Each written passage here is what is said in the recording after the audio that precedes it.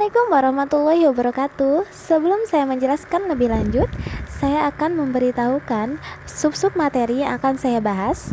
Yang pertama yaitu pengertian manajemen pembiayaan. Yang kedua, sumber-sumber pembiayaan dalam pendidikan Islam atau pesantren. Yang ketiga, prinsip-prinsip manajemen pembiayaan. Yang keempat, fungsi-fungsi manajemen pembiayaan. Dan yang kelima, proses pengelolaan keuangan di pondok pesantren. Pembiayaan pendidikan merupakan komponen masukan instrumental yang sangat penting dalam menyiapkan sumber daya manusia melalui penyelenggaraan pendidikan di sekolah atau madrasah. Hampir tidak ada upaya pendidikan yang dapat mengabaikan peranan biaya, sehingga tanpa biaya proses pendidikan tidak akan berjalan. Manajemen pembiayaan merupakan sebuah proses dalam mengoptimalkan sumber dana yang ada, mengalokasikan dana yang tersedia, dan mendistribusikan sebagai fasilitas atau sarana pendukung proses pembelajaran, sehingga tercipta proses pembelajaran yang efektif dan efisien. Pembiayaan pendidikan sebagaimana disebutkan dalam Standar Nasional Pendidikan PPRI nomor 19 tahun 2005 terdiri atas 3 bagian besar. Yang pertama, biaya investasi meliputi biaya penyediaan sarana dan prasarana, pengembangan sumber daya manusia dan modal kerja tetap.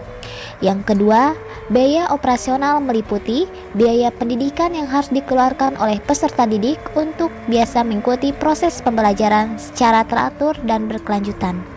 Dan yang ketiga, biaya personal yang meliputi gaji pendidik dan kependidikan serta segala tunjangan yang melekat pada gaji, bahan atau peralatan pendidikan habis pakai, dan biaya operasional pendidikan tak langsung berupa daya air, jasa telekomunikasi, pemeliharaan sarana dan prasarana, uang lembur, dan transportasi, konsumsi, dan lain sebagainya. Adapun sumber-sumber pembiayaan dalam pendidikan Islam atau pesantren yaitu sumber-sumber pembiayaan lembaga pendidikan Islam.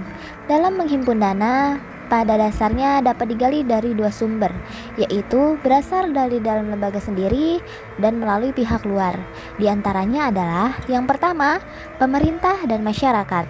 Dalam Undang-Undang Sistem Pendidikan Nomor 20 Tahun 2003, Pasal 46 Ayat 1 dijelaskan bahwa pendanaan pendidikan menjadi tanggung jawab bersama antara pemerintah daerah dan masyarakat. Berdasarkan undang-undang, jelas bahwa sumber utama bagi pendanaan berasal dari pemerintah yang didukung oleh masyarakat. Masyarakat harus proaktif dalam mensukseskan proses pendidikan, baik dengan membantu secara finansial maupun membantu dalam menciptakan lingkungan pendidikan yang kondusif. Yang kedua, wakaf.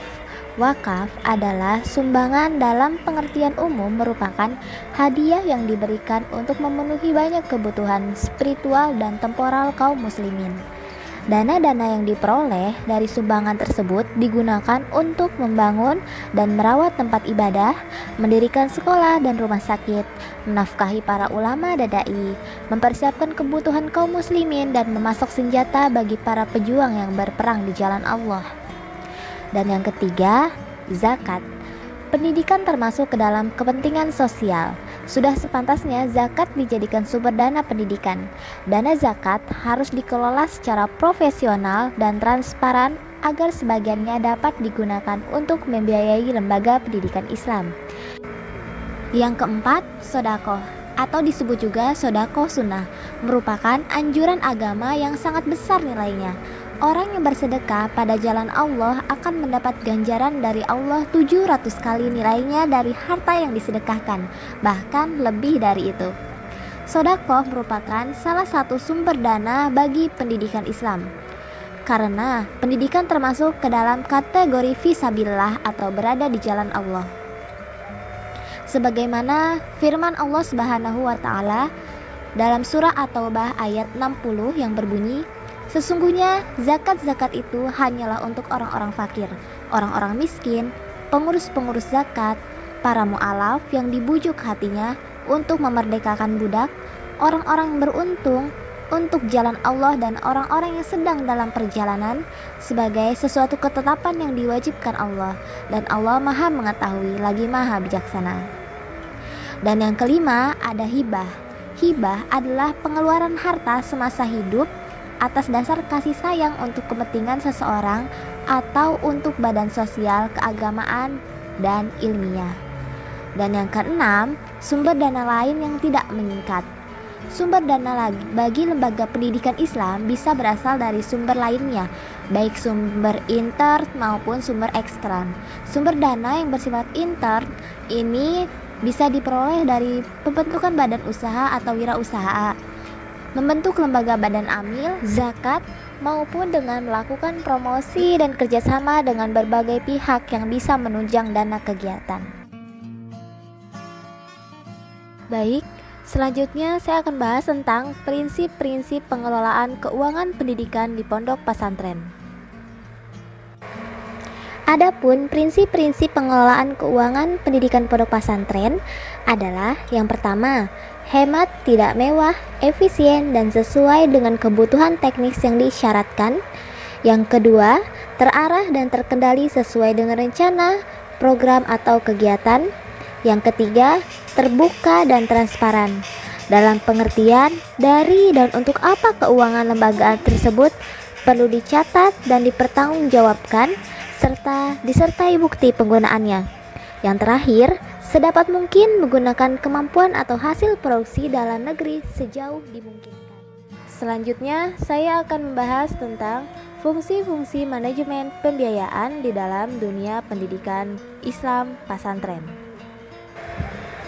Ada beberapa fungsi dari pembiayaan pendidikan itu sendiri.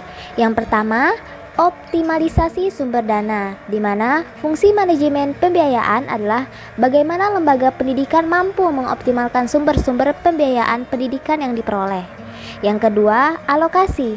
Alokasi dalam manajemen pembiayaan pendidikan merupakan proses finansial decision. Disinilah kebijakan alokasi pembiayaan pendidikan ditentukan. Kebijakan dalam menentukan alokasi ini harus mengedepankan program prioritas dalam sebuah proses pendidikan. Yang terakhir yaitu distribusi. Distribusi merupakan proses penyaluran dana sesuai dengan alokasi yang ditentukan. Yang terakhir, saya akan bahas tentang proses pengelolaan keuangan di pondok pesantren. Proses pengelolaan keuangan di madrasah atau pondok pesantren. Komponen keuangan madrasah merupakan komponen produksi yang menentukan kegiatan belajar mengajar bersama komponen-komponen lain. Dengan kata lain, setiap kegiatan dilakukan madrasah memerlukan biaya. Cara mengatur lalu lintas uang yang diterima dan dibelanjakan mulai dari kegiatan perencanaan, pengorganisasian, pelaksanaan, pengawasan, sampai dengan penyampaian umpan balik. Kegiatan perencanaan menentukan untuk apa, di mana, kapan, dan beberapa lama akan dilaksanakan, dan bagaimana cara melaksanakannya. Kegiatan pengorganisasian menentukan bagaimana aturan dan tata kerjanya. Kegiatan pelaksanaan menentukan siapa yang terlibat, apa yang dikerjakan, dan masing-masing bertanggung jawab dalam hal apa. Kegiatan pengawasan dan pemeriksaan mengatur kriterianya, bagaimana cara melakukannya, dan akan dilakukan oleh siapa. Kegiatan umpan balik merumuskan kesimpulan dan saran untuk kesinambungan terselenggaranya manajemen operasional madrasah. Proses pengelolaan keuangan di madrasah meliputi yang pertama, perencanaan anggaran. Yang kedua, strategi mencari sumber dana madrasah. Yang ketiga, penggunaan keuangan madrasah. Yang keempat, pengawasan dan evaluasi anggaran. Dan yang terakhir, pertanggungjawaban. Pemasukan dan pengeluaran keuangan madrasah diatur dalam rancangan anggaran pendapatan dan belanja madrasah. Ada beberapa hal yang berhubungan dengan penyusunan RAPBM, antara lain yang pertama, penerimaan.